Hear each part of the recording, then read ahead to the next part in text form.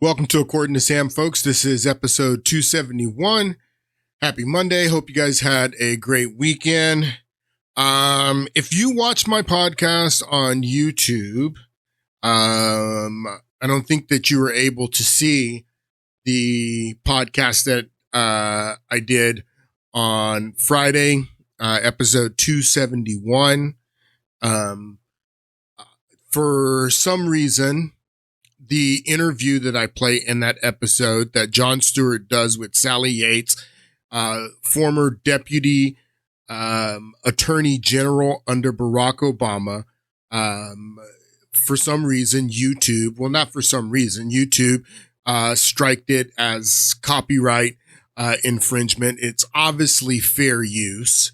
I'm using it for news and educational purposes. This is the former deputy director of the Justice Department. We're having a huge discussion about DOJ and FBI and the reforms that Donald Trump and his administration are going to bring in. How could this not be fair use?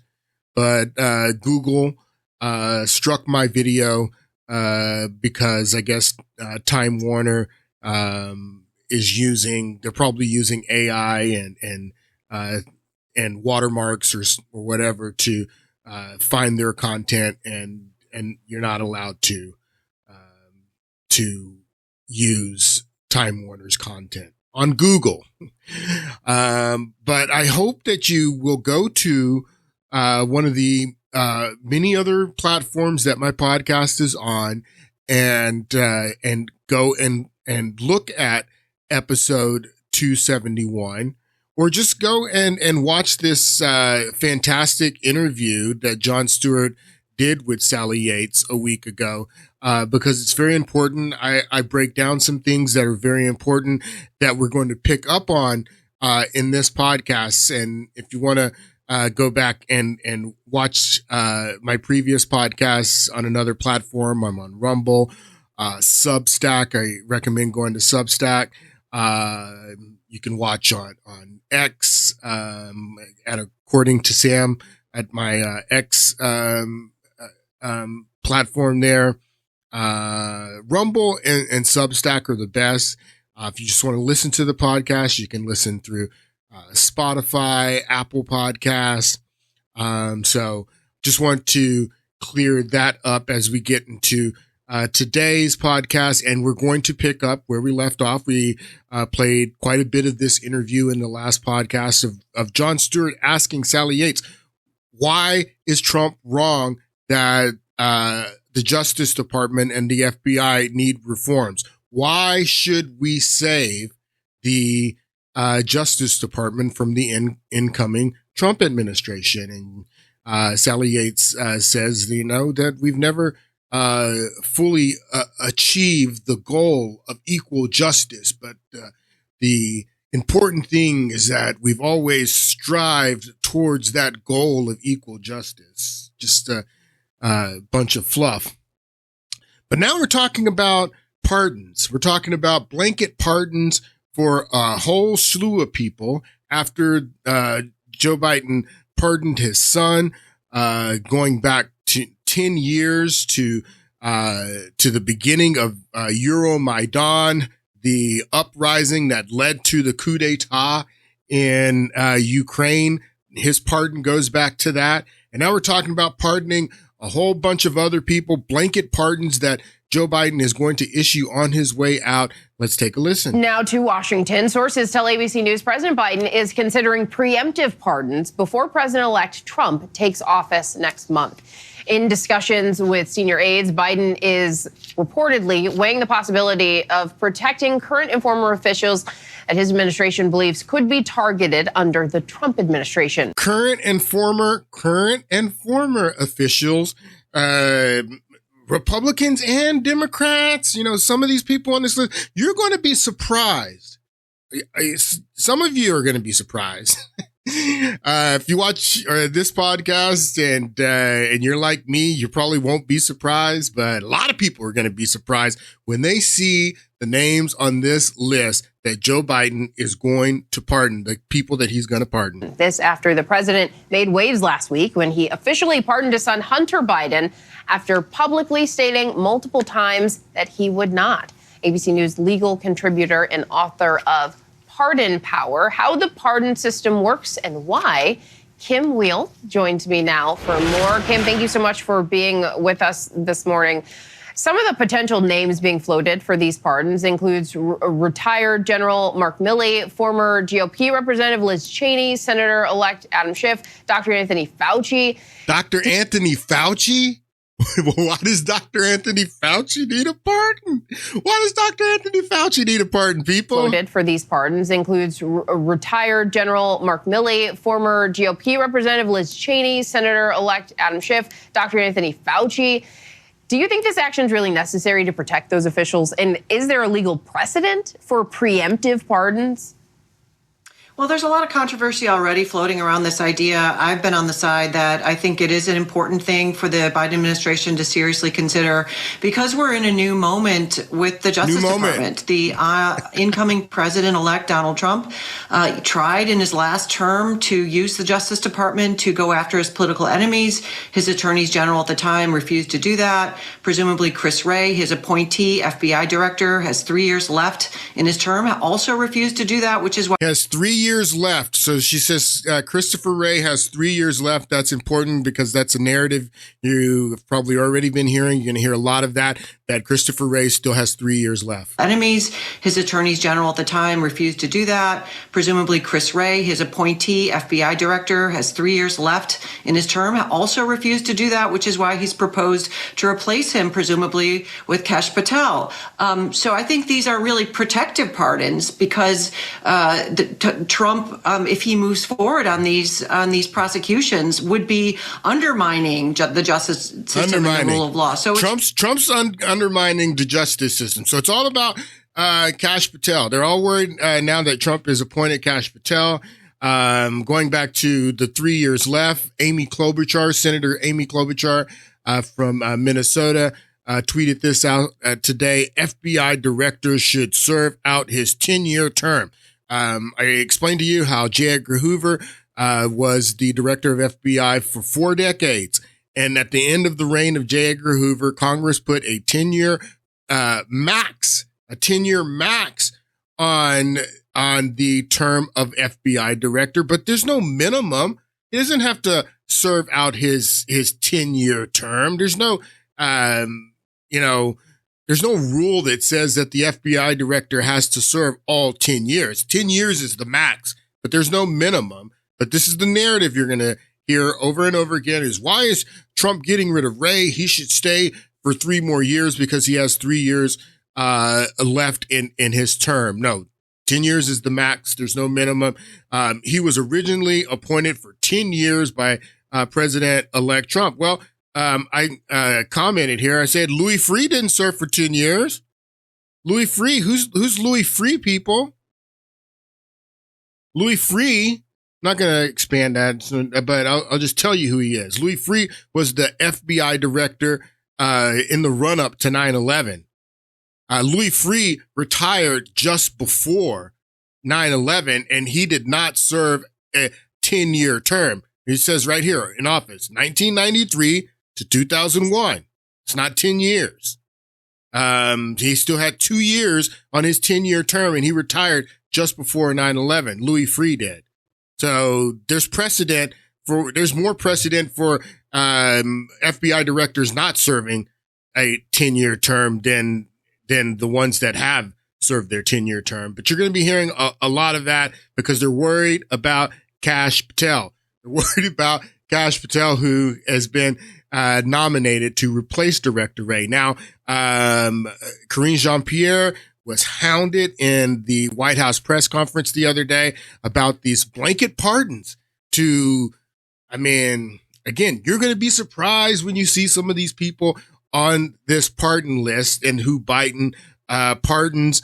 And this is, again, going back to my last podcast and Sally Yates saying that we've always strived for equal justice. We've always The goal has always been equality in the justice system. Never fully achieved that, but the goal is that we've always strived. And they're using Kash Patel, they're using Trump as an example of why these people need pardons. But if these people didn't do anything wrong, why would they need a pardon? Why does Anthony Fauci need a pardon? A pardon for what? And that's the other thing. It's just like what Biden did with his son, a blanket pardon for anything he may have done going back to Euromaidan. Anything. So you're not going to even be specific in the pardon what you're pardoning Anthony Fauci for. Anything. Guy could have committed murder. He's going to be pardoned in these blanket pardons that Joe Biden is going to issue. Associated Press, you have the first question. Thanks, Green. Is the president considering blanket pardons for either individuals or groups of people who are fearful of potentially being targeted by the incoming Trump administration? So look, I'm not going to get ahead of the president, but what I can say is that the president is reviewing other pardon commutations, and I do want to lay out a little bit of the history. The history the president has taken over the last almost 4 years, actions that he's taken, because it's important to note that the president has so far issued 20 individual pardons and 122 commutations. He's issued more sentence commutations at this point in his presidency than any of his recent predecessors at the same point in their first terms. This is in addition to groundbreaking categorical pardons that the president issued to address marijuana possession, convictions, military convictions. So you see what she's doing here? She's trying to say, he's issuing a lot of pardons of everyday regular people, and sentence commutations. It's not just his family and members of his cabal. It's everyday people. He's going to be issuing a lot more of sentence commutations and pardons. But the question was about all of these political people. These political people, necessities, and the political people that used the justice system against Trump, that did the things that I explained in the last podcast, and I'm going to go further into explaining today, things that need to be prosecuted, illegal things that these people did that they're going to receive pardons from the president of the United States for. And people are for it. They're defending it. Adam Schiff, why does he need a pardon? Anthony Fauci, Liz Cheney, probably her father too. Her father may get a pardon. Like I said, you guys are going to be surprised at the people that Joe Biden pardoned. You're going to be surprised. But listen, people are backing it up. Yes. Pardon everybody. Doing that for Dr. Anthony Fauci, Senator-elect Adam Schiff, and former Republican Congresswoman Liz Cheney. CNN contributor and former Nixon White House counsel John Dean is joining us now to discuss all this. So, John, according to this Politico report by Jonathan Martin, officials in the White House are concerned about offering blanket pardons to those who have committed no crimes. Do you think that could be problematic? No, do it. I don't see an issue, really. No, I don't see an issue. What they're offering by granting a pardon would be a safe harbor. Safe harbor. It doesn't mean that the person, while there is sometimes in the case law a presumption that a person accepts a pardon is conceding guilt. Listen to what this guy is saying. He's saying that, they're not going to even list what the crimes are. It doesn't mean they're guilty. Yeah, blanket pardons for everyone is what John Dean says. It doesn't mean that the person, while there is sometimes in the case law a presumption that a person accepts a pardon is conceding guilt. That really isn't true. It's the circumstances and situation. Wow. Here, the president would be offering a safe harbor. I thought Jennifer Rubin in the Washington Post this morning. Safe harbor is what John Dean calls it. It doesn't matter what you call it. We all know what it is. We can all see what it is. These people wouldn't need pardons. They wouldn't have anything to worry about if they hadn't done stuff wrong. And they did a lot of stuff wrong. And they are right to be worried about Trump's appointees, because Trump's appointees, they're going to uncover a lot of stuff that a lot of people don't know. Just like in last podcast, I was playing the clip of the guy saying that, the more of the mainstream media and the narratives that I follow from the Mockingbird media, the less connected to reality I feel. That the narratives that they're telling us are not what is really going on. And those people, many of you know all the stuff that I talked about in the last podcast about the Hillary Clinton case, what we're going to get into today.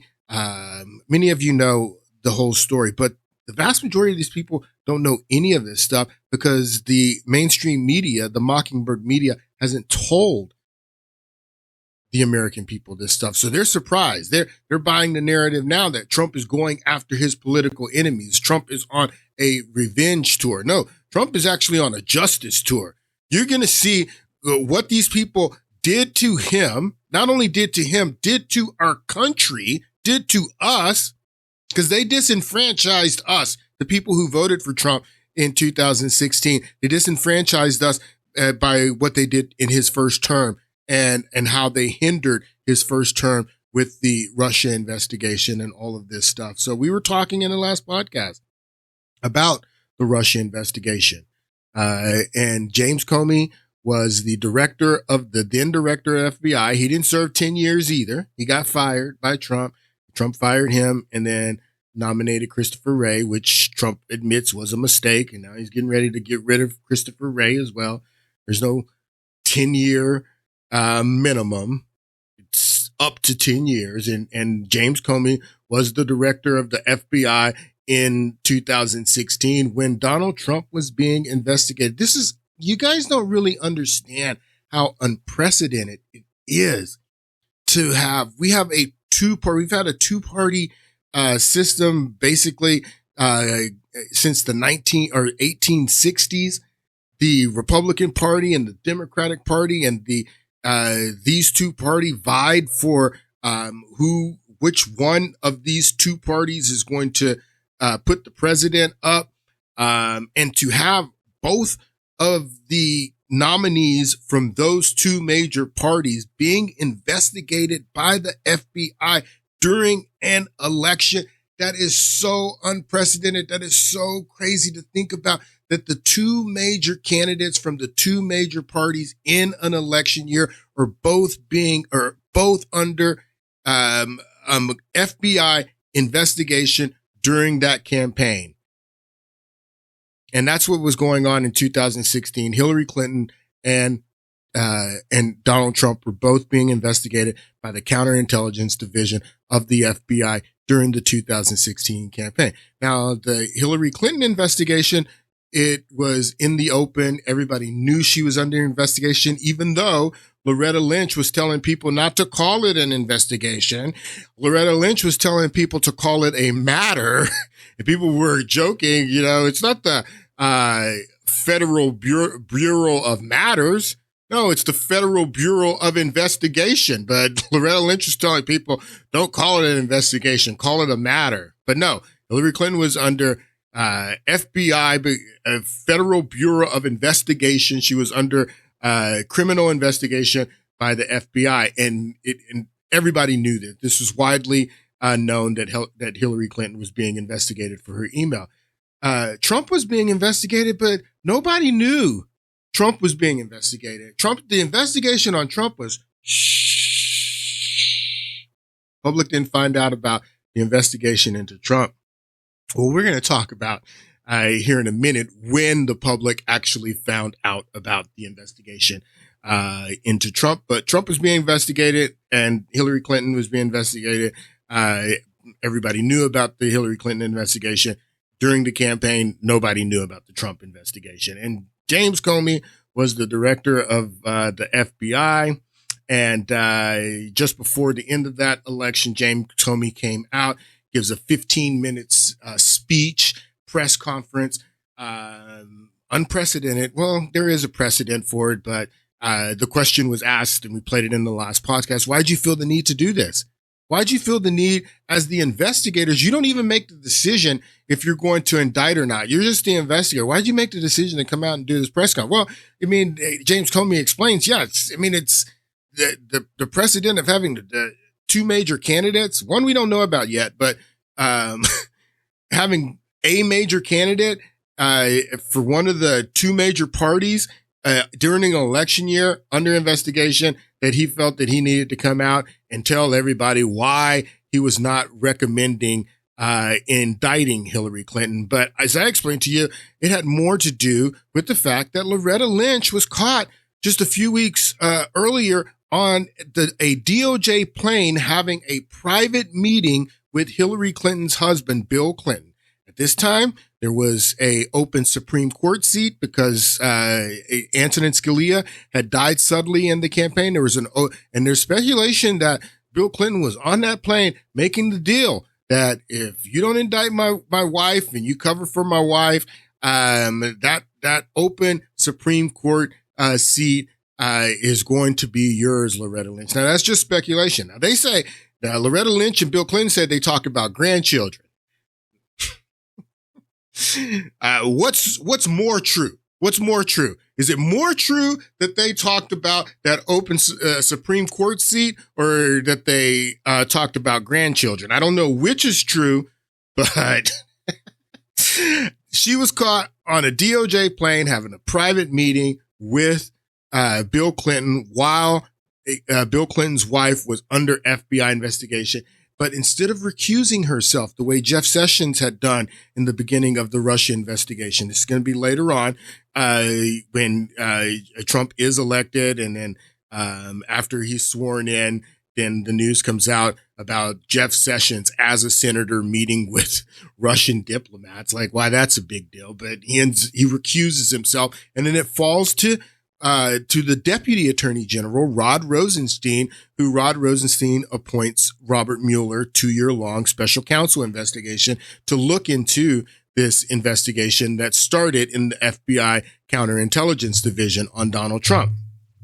So, but Loretta Lynch doesn't recuse herself. She refuses to recuse herself. If she would have recused herself, as she should have done after she was caught meeting on a DOJ plane privately with Bill Clinton while his wife was under criminal investigation, she should have recused herself. Then that would have fell to Sally Yates.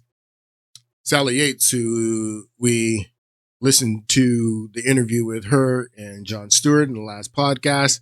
If you're not on YouTube, you heard it. But Sally Yates would have taken the FBI investigation, all of this that Comey says in this press conference would have been unnecessary. Won't need you to do a press conference. They don't need to tell us what you found. You just turn over all that stuff that you found. If Loretta Lynch would have recused herself, you just turn over all that stuff that you found over to Sally Yates, and Sally Yates will make the decision if she's going to, well, I don't know if it's going to be based on the evidence. Cause again, going back to the interview that we listened to in the last podcast, Sally Yates says that they use prosecutorial discretion. That's the term that she used, prosecutorial discretion. So it wasn't even based on the evidence, but in theory, if Loretta Lynch would have recused herself, the FBI would have turned over all the evidence that they uncovered, Hillary Clinton transmitting classified information, Hillary Clinton transmitting top secrets, Hillary Clinton changing out devices and servers, Hillary Clinton destroying evidence, Hillary Clinton deleting emails. All that evidence would have been turned over to Sally Yates, and Sally Yates would have made the decision, are we going to indict? Are we going to prosecute? Prosecutorial discretion is what she said she used. But Loretta Lynch did not recuse herself. Loretta Lynch refused to recuse herself, and she said that instead she's going to defer to James Comey, that whatever James Comey says, that's what I'm going to do. And that's why James Comey did the press conference. Attorney General Loretta Lynch has decided not to make the final decisions in the investigation of Hillary Clinton's email server. That news, confirmed this morning, follows Lynch's controversial private meeting with former President Bill Clinton. A Justice Department official tells CBS News Lynch will announce today that she will accept the recommendation of career prosecutors on whether or not to file charges. Lynch says she and the former president did not discuss the FBI investigation into Clinton's use of private email while she was Secretary of State. Nancy Cordes is in Washington where Clinton's opponents want Lynch to completely step aside from the case. Nancy, good morning. What does this mean? Her opponents were saying, yes, you got to recuse yourself. You have to recuse yourself. She says, no, I'm not going to recuse myself. I'm going to defer to the recommendation. And then, as we showed in the last podcast, that Lisa Page testified to Devin Nunes and his committee there with Kash Patel, who was there while she was testifying. And they all heard her say that after saying that she was going to defer to the FBI, that the FBI, or that Loretta Lynch and Sally Yates, they continued to coach the FBI to change the language from gross negligence to extremely careless, to say that we're not recommending prosecution. They told James Comey not to recommend prosecution, even though she said that I'm stepping away. Not recusing, I'm stepping away and going to defer to the FBI. She continued to coach them and tell them not to recommend. And that's what Lisa Page testified to. This is why they're worried about Kash Patel, folks. This is why they're worried about Kash Patel. So, again, this is unprecedented for the two major party nominees, the Republican Party nominee, the Democratic Party nominee, in an election to be under criminal investigation by the FBI. It's crazy to even think about. Two major party candidates in an election year under a criminal investigation by the FBI, counterintelligence division. And again, Hillary Clinton's investigation we all knew about. We don't find out about Trump's investigation until after he's already elected. It is when it comes out. We're going to talk about when it comes out that we understand that, wow, Trump was under investigation. Wow. All right. So let's listen to Senator Chuck Grassley. Senator Chuck Grassley was the chairman of the Judiciary Committee in the Senate in Trump's first 2 years before Democrats take control of the Senate. And I want you to listen to what Chuck Grassley says on the Senate floor. Take a listen. I have been doing oversight of the executive branch for a very long time. I've done it as ranking member. I've done it as chairman. I've done it when my party held the White House, and I've done it when the other party held the White House. Earlier this year, I stood up for the rights of my Democrat colleagues to do oversight of the Trump administration, even while they are in the minority. I did it because it was the right thing to do. Lots of people give lip service to the notion of bipartisan oversight, but very few actually practice it. It's tough.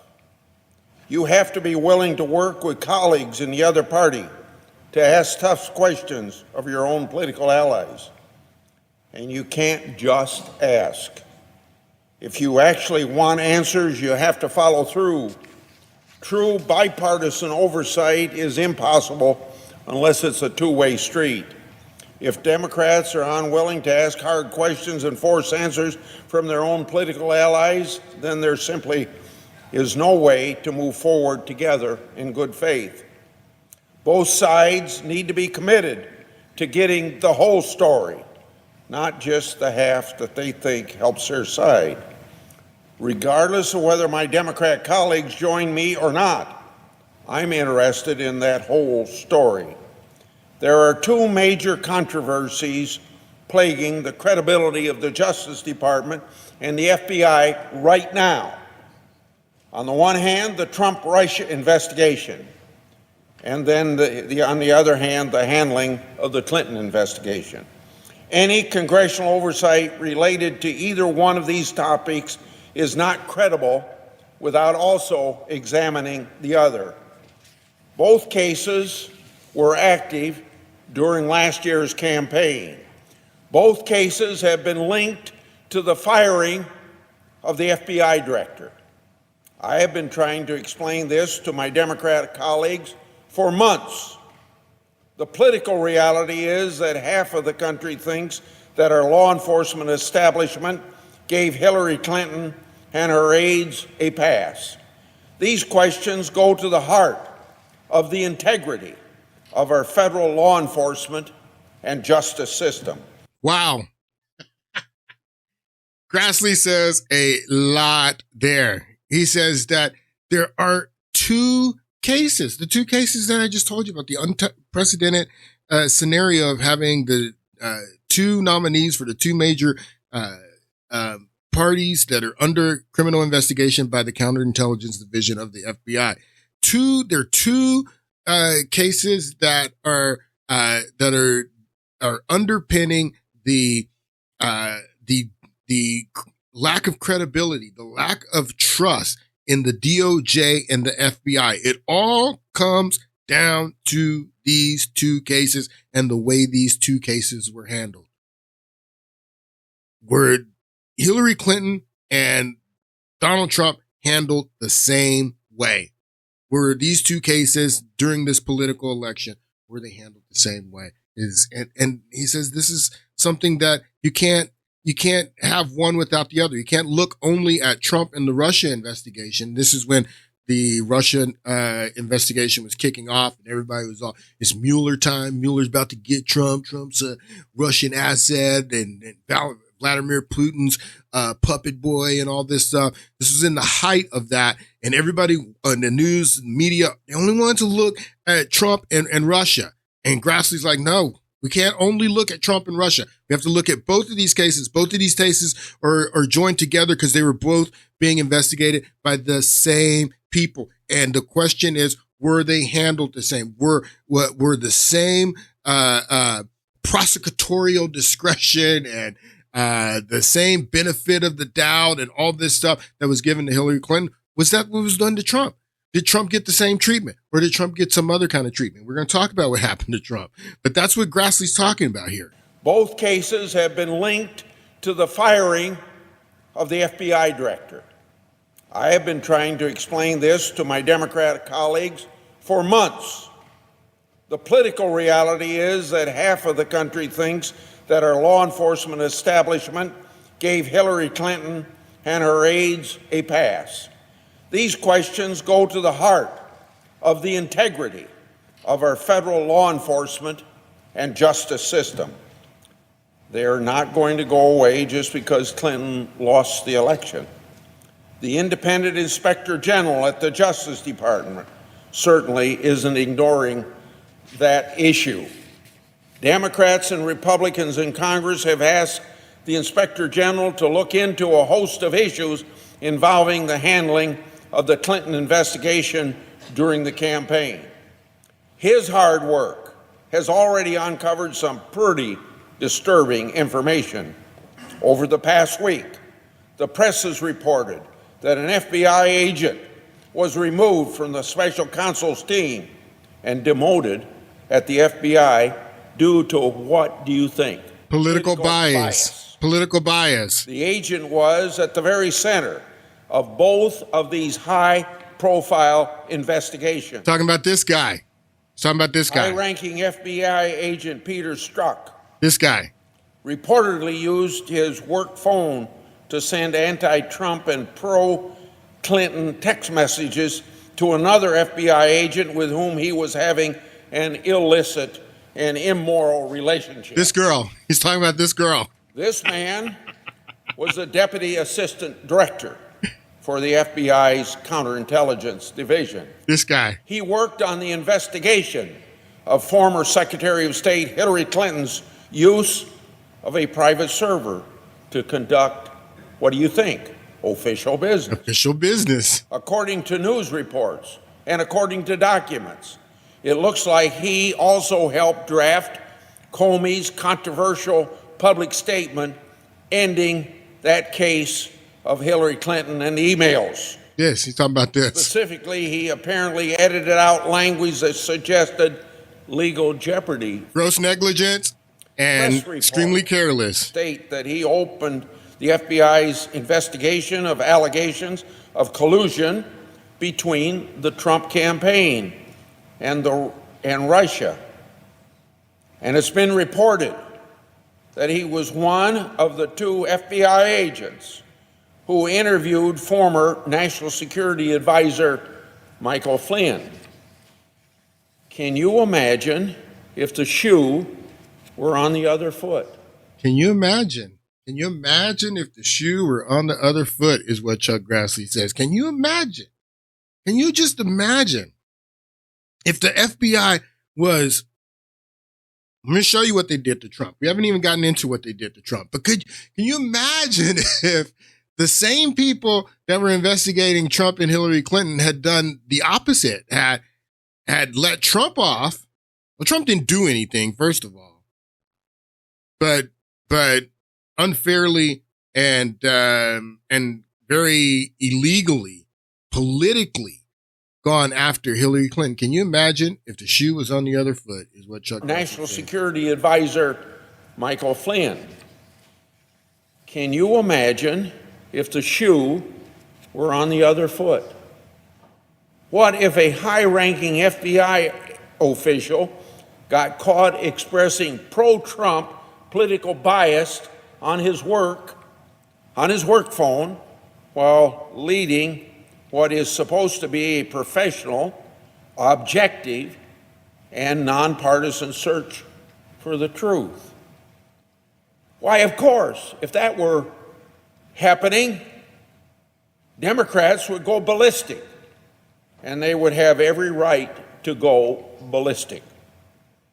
This man held a crucial position of public trust, charged with protecting this country from counterintelligence threats. He was a key part of Director Comey's Clinton investigation and his Russian investigation. I have been saying for months that these two cases are forever linked.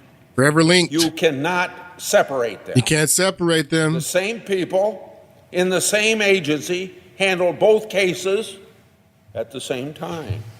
Mm-hmm. And now a huge segment of the American people have no faith that these cases were treated as they should be, impartially. And I don't blame the American people. I don't blame the American people. And I don't blame the American people, Chuck Grassley says. How could you blame us? And I don't blame the American people. It is interesting that before he was fired, FBI Director Comey lectured our Judiciary Committee and lectured the public about how the men and women of the FBI, quote, don't give a rip about politics, end of quote. I believe that for most of the hardworking, rank-and-file FBI agents... So listen, listen what he's saying here. This goes back to the interview Sally Yates did with Jon Stewart, where Jon Stewart says, explain to me, DOJ, what do you guys, do over there? She says, well, we're not political. We're just going after justice, and we just, we don't know politics, and most of these people that work for DOJ and under DOJ are career people that don't change with the administration. They're not political appointees. They don't care about politics. So Chuck Grassley says that James Comey, who is a political appointee, that James Comey said that we don't care anything about politics, that we're only going after justice. He's that distinction between the political appointees and the career, officers in DOJ. That's what Grassley's talking about here. Rip about politics, end of quote. I believe that for most of the hardworking, rank-and-file FBI agents... Rank-and-file, career. Absolutely true. I agree. Their jobs normally don't involve controversial political questions, and their own political views aren't relevant because they are professionals. But no human is perfect, and no organization is immune from error. It does no good for the leaders of the FBI to pretend that its senior management is above all reproach, that they would never show any improper political bias and would never make mistakes. Mistakes is wrong The way to word. protect against bias or misconduct is to recognize it exists and to confront it, not to hide it from Congress and the American people. The law and the facts, whatever they are, should guide the work of the FBI and the Justice Department. Not prosecutorial discretion. Listen to what he's saying. The law and the facts, the evidence, not prosecutorial discretion, Sally Yates. The law and the facts. The law and the facts. Did Hillary Clinton transmit classified top secret information on a private server?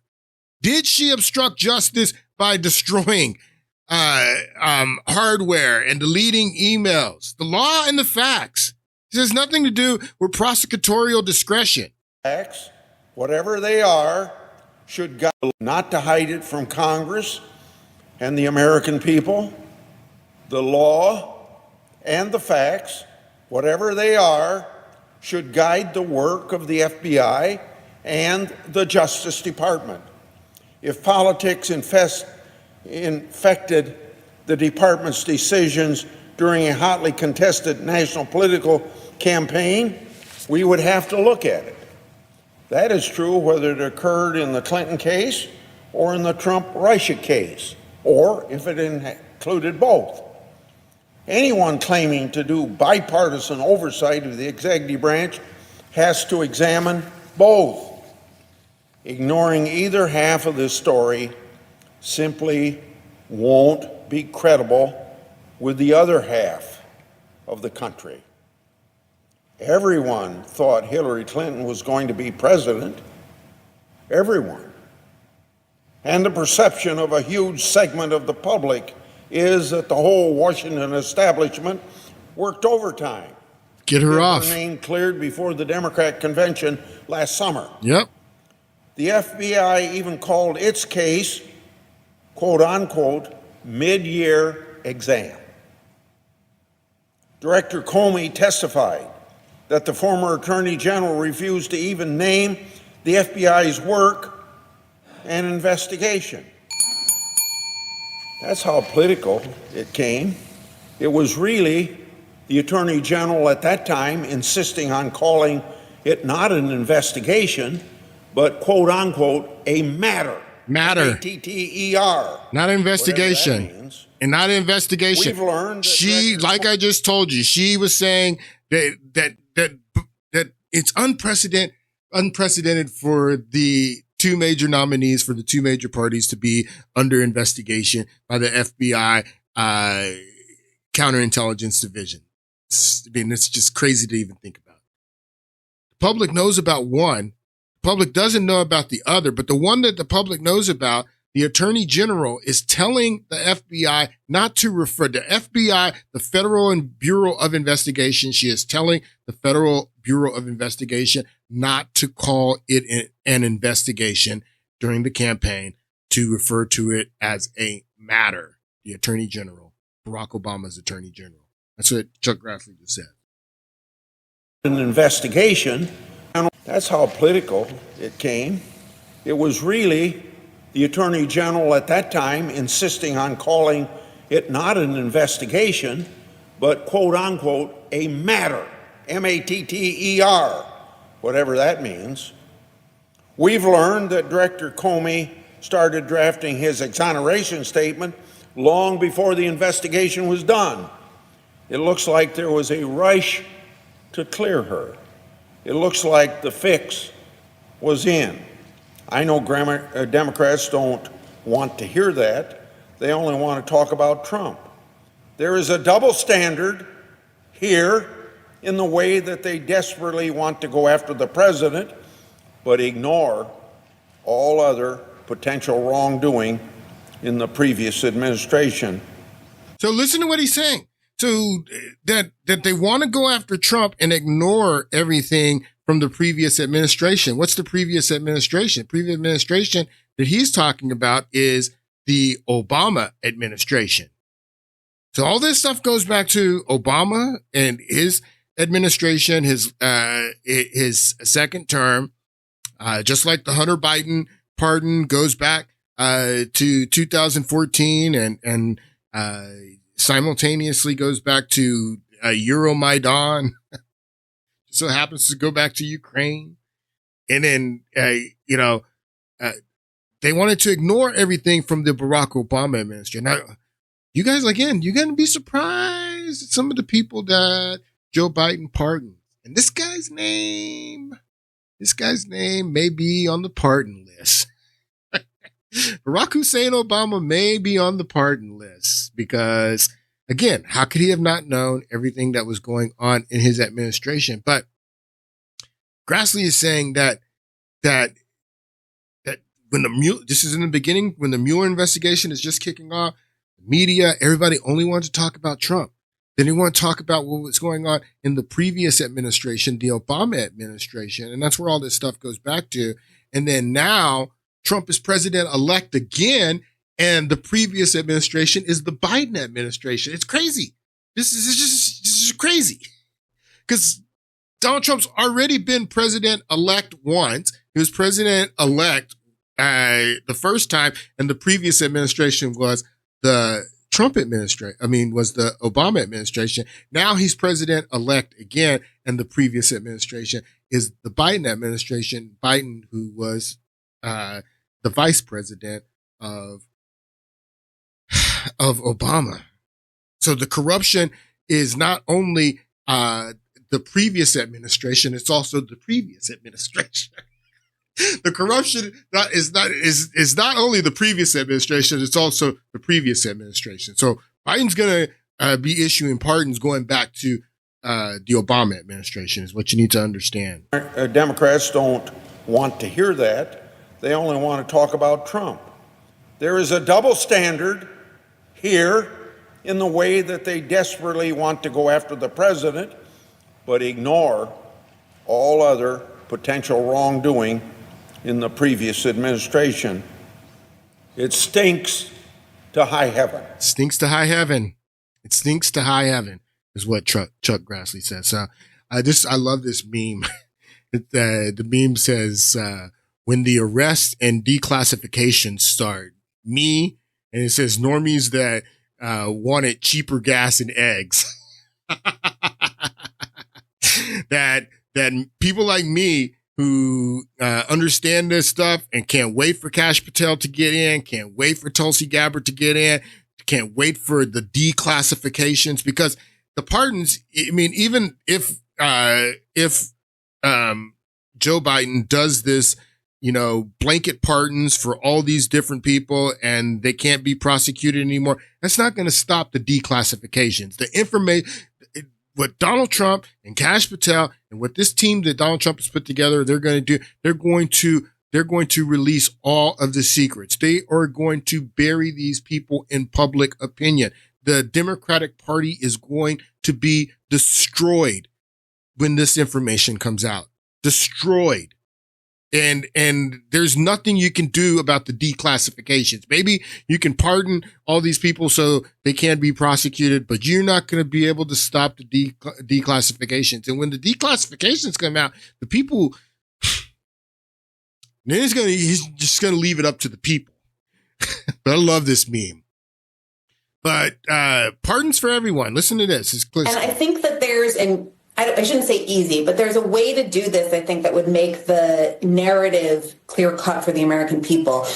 It's not ideal to have an incoming potential head of the FBI, Kash Patel, who has published enemies lists. But one advantage of that is that he wrote a book. He has an enemies list in it. So we know exactly who he has threatened to go after without cause. Just pardon everyone. Without cause. It doesn't say anything about without cause in his book when he mentions these people. When Kash Patel mentions these people in his book, he mentions tons of cause. What are you talking about? He has an enemies list in it, so we know exactly who he has threatened to go after without cause. Just pardon everyone on it. Pardon everyone on it. Give a speech, say, and this is one reason I wish that the president was a better communicator, but give a speech and say, I wasn't able to save the country from Donald Trump. But I'm going to save the deep This is state. what they've threatened to do. I think we should take them seriously. I mean, and I think it's important to do that also just to give the American people, at least those that can be reached by the president, some framework. Listen to what she's saying. The whole thing that she's saying is about managing public opinion. You have to manage, and the people need to understand, the people who Biden has influence with. You have to tell a narrative and tell the story of why you're pardoning all these people get pardons. People that lied and said Hunter Biden's laptop was Russian disinformation and that it was all about the Russians. These people, and they shouldn't lose their security clearance. John Brennan, he shouldn't lose his security clearance. James Clapper, if he did something illegal, you're going to be surprised when you see the people that are on this pardon list. But she's saying that come out and give a speech. You got to explain it to the people, because if the people aren't with you on these pardons and it looks like you are giving blanket pardons to the deep state, and when it comes out what these people did in the declassifications, then Biden needs to come out and give a speech to manage, these people that he still has influence with, because they're not going to understand these blanket pardons for people like, why does Anthony Fauci need a pardon? And if, say, Barack Obama's name is there, I wouldn't be surprised if Barack Obama's name is there on a pardon. Why does Barack Obama need a pardon? So she wants Joe Biden to come out and explain it to people. Exactly who he has threatened to go after without cause. Just pardon everyone on it. Pardon everyone. Pardon everyone on it. Pardon everyone. Give a speech, say, and this is one reason I wish that the president was a better communicator, but give a speech and say, I wasn't able to save the country from Donald Trump, but this is what they've threatened to do. I think we should take them seriously. I mean, and I think it's important to do that also just to give the American people, at least those that can be reached by the president, some framework for what's coming, and saying, I don't know what crimes, because these people have not committed crimes, I'm giving them blanket pardons because the list of potential, kind of false the list of potential investigations is kind of boundless. But again, I think you can just keep going back to, they have published an enemies list. They've made it very clear exactly who they want to go. She's saying that, Biden come out and give a speech, tell them, I don't even know what crimes they committed, but blanket pardons for everyone, whatever you've done.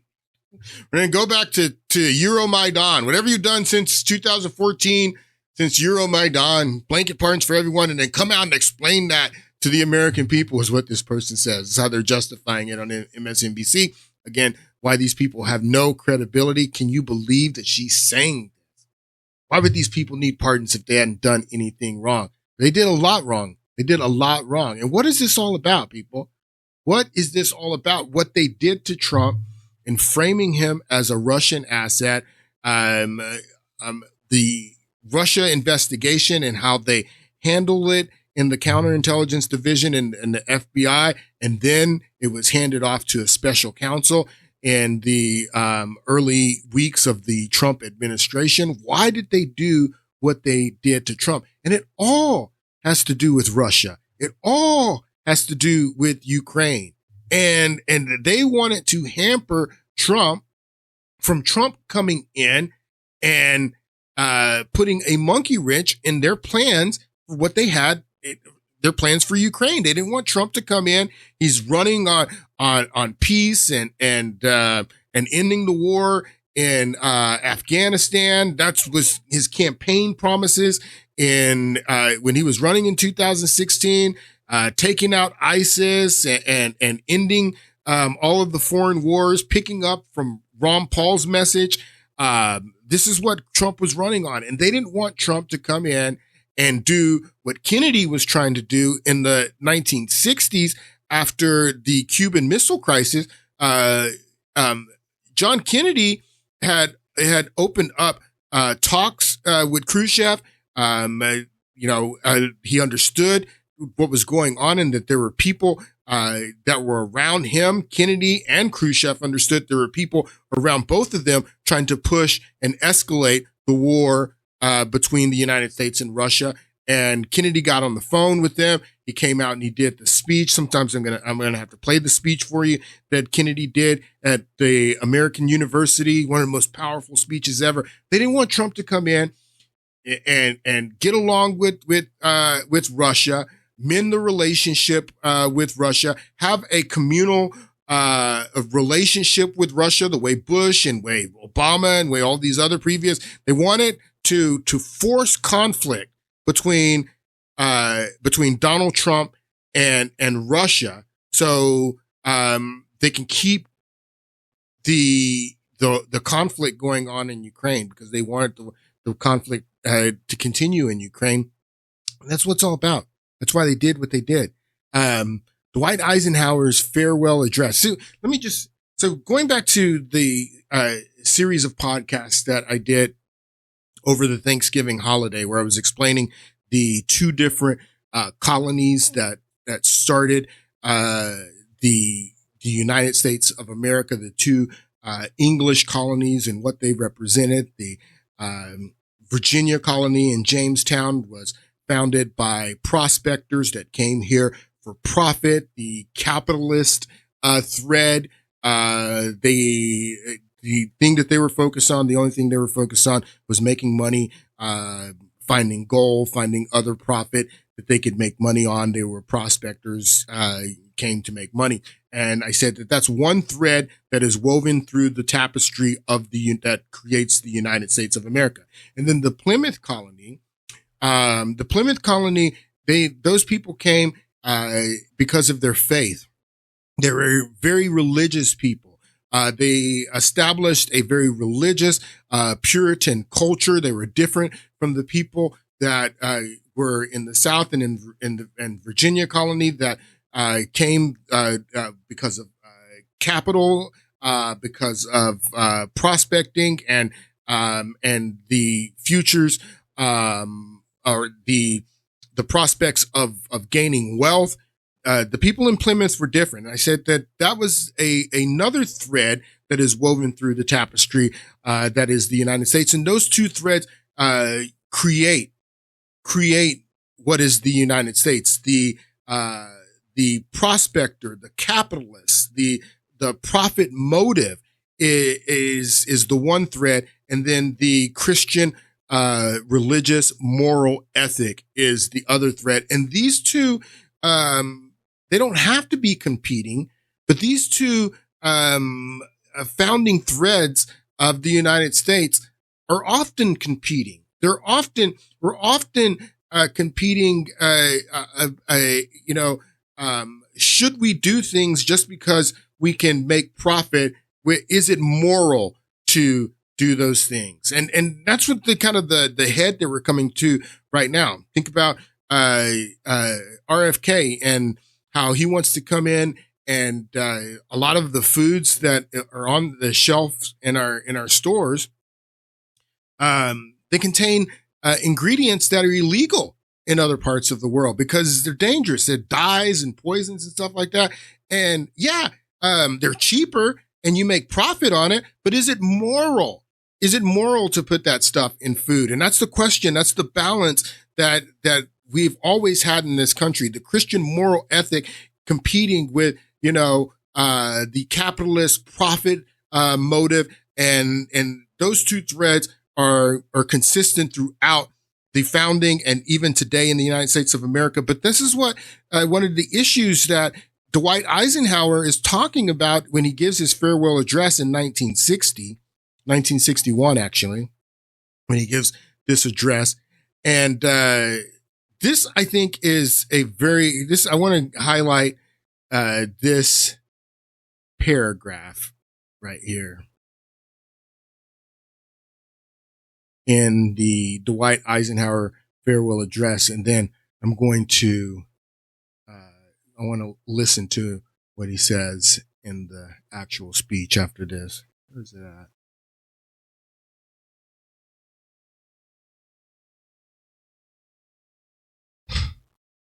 Where is it at?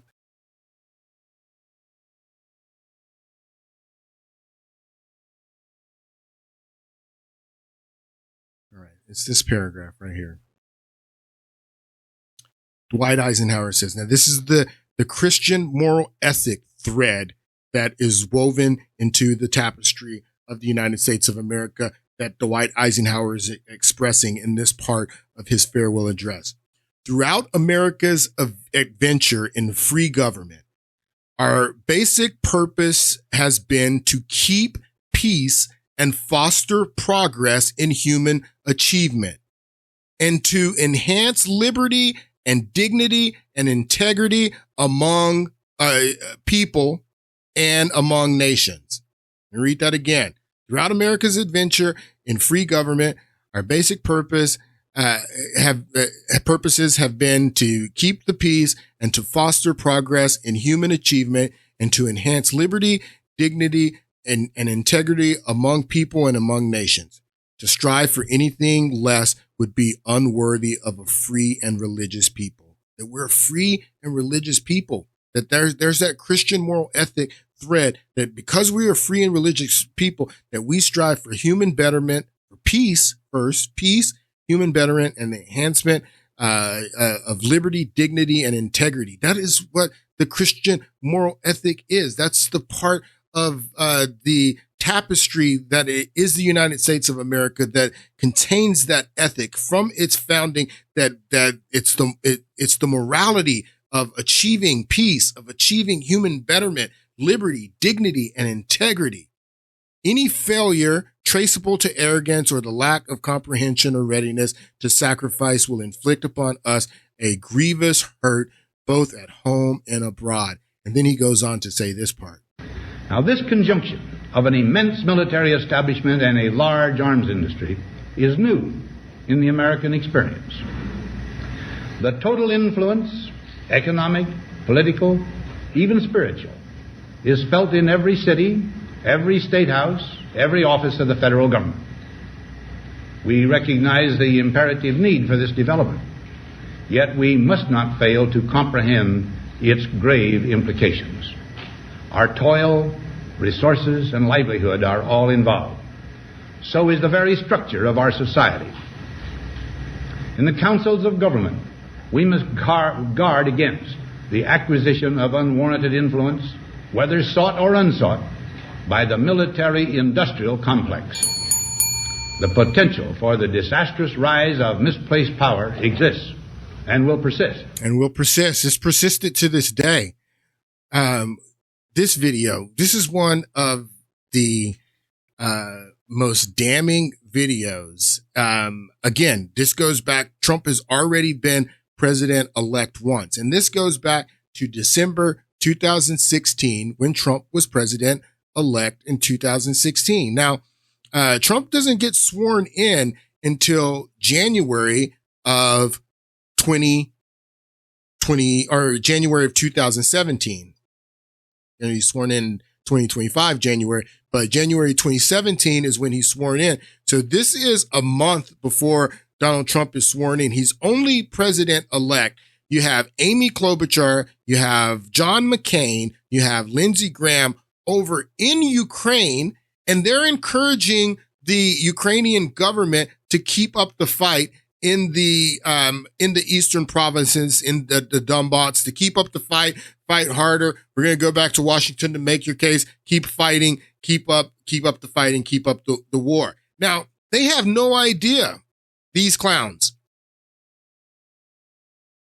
John McCain, Lindsey Graham, Amy Klobuchar, they're senators. Donald Trump's president-elect. They have no idea what Donald Trump's foreign policy is. They're over there doing Donald Trump's foreign policy, telling the Ukrainians to keep up the fight, keep fighting. So, of course, they don't want Donald Trump to come in and to make peace in Ukraine. They wanted to keep the war going and keep the adversarial relationship between Trump and Vladimir Putin. So I'm explaining to you why they made up the Russiagate investigation, why they created this Russiagate narrative to paint Trump as a Russian agent so he couldn't have a workable relationship with Putin and end the war in Ukraine. Listen to this. This is Trump is president-elect, and they're in Ukraine doing his foreign policy. Your fight is our fight. Ваша боротьба – це наша боротьба. 2017 will be the year of offense. 2017 will be the year of offense. What if Trump doesn't want 2017 to be the year of offense? They're going to force Trump to make 2017 the year of offense. 2017 will be the year of offense. All of us will go back to Washington and we will push the case against Russia. Ми всі повернемося до Вашингтону і ми будемо відстоювати санкції проти Росії. Enough of a Russian aggression. So they're over there doing his foreign policy while he's president-elect. Never forget that Angela Merkel, who was the chancellor of Germany at that time, she admits, former German Chancellor Merkel admits the Minsk agreements, the peace agreements that Russia was trying to negotiate a peace deal in Ukraine before the war started was merely to buy more time to arm Ukraine so Ukraine can build up their arms. They were pretending that they were following through with the Minsk negotiations for peace, but they never wanted peace. They were just using the Minsk negotiations to buy time to build up Ukraine's arms so they can keep the war going. So it was about the war, and they didn't want Trump to come in and mess up their war stuff. So that's why they did what they did. And we're going to talk more about what they did in the next podcast. I'm going to lay it all out. We're going to get into the Steele dossier. We're going to get into the opening of the Crossfire Hurricane investigation. And I'm going to show you how different the same counterintelligence division in the FBI, I'm going to show you how different they handled the Trump investigation from the Hillary Clinton investigation. I'll see you guys on Friday. Thank you for listening.